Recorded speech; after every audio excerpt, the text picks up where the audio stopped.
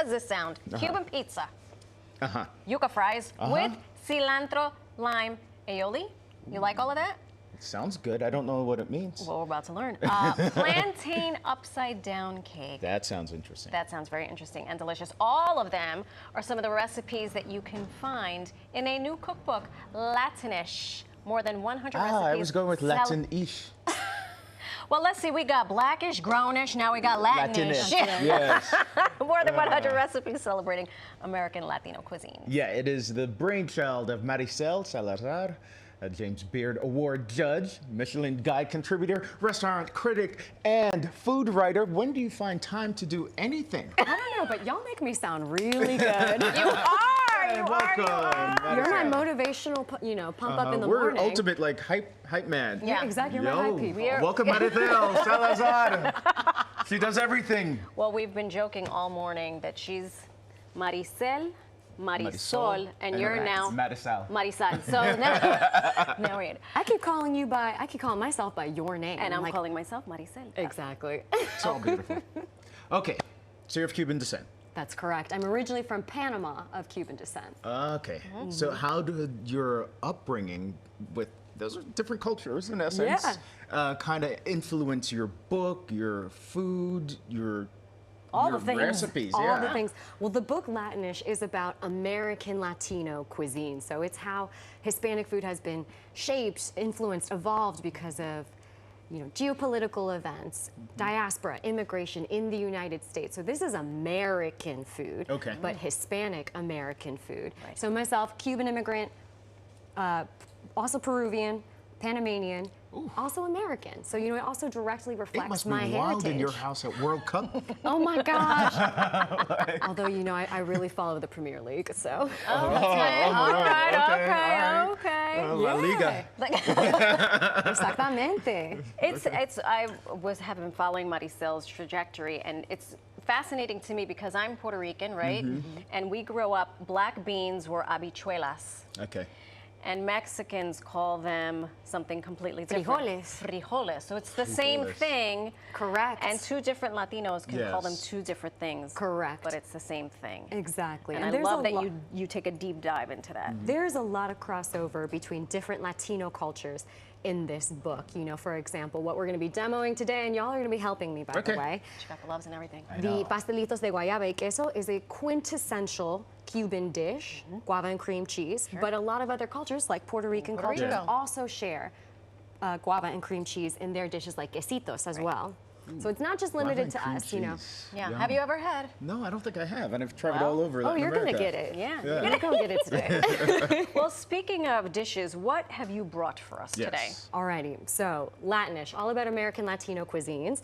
So we really wanted to demonstrate some of the crossovers that we have. And Marisol, you're gonna like this one because it's directly from Puerto Rican culture.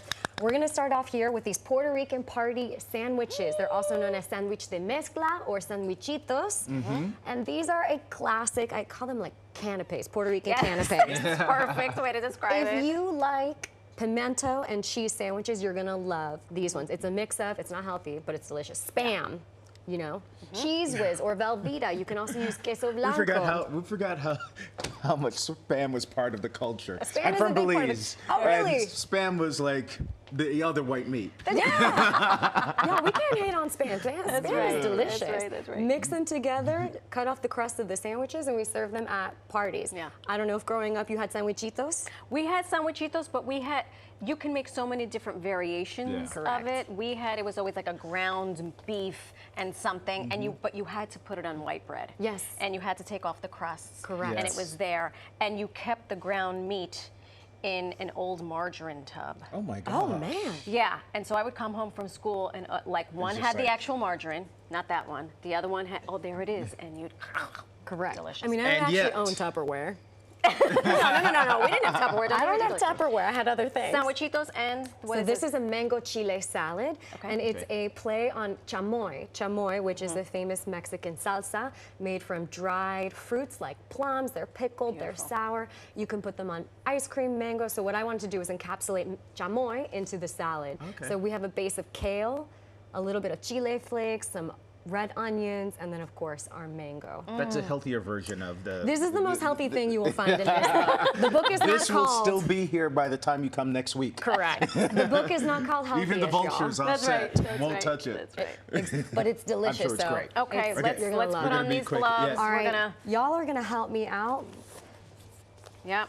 Y'all have 2 gloves, Marisol. I see you already have the dough ready for us. I'm not lifting Gracias. a finger. You're doing everything. We will be Okay. your by the way. sous chefs. Yeah. Correct. So Vamos. what we're making, pastelitos de guayaba y queso, guava and Pastelitos. cream cheese pastries. Okay. Classic Cuban combination.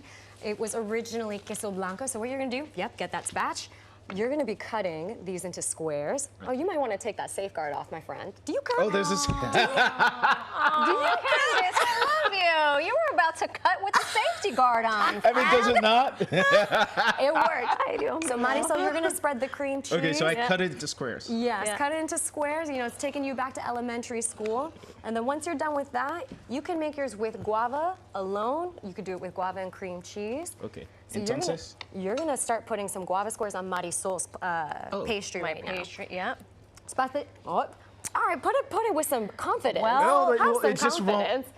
Right, It's right. sticky, right? You, Guava and cream I will cheese. tell you, friend, that's something else. You are, that's quite. This is a classic Cuban combination, like I Friend. said. Puerto Ricans also have it in quesitos, Dominicans in Romeo and Julieta.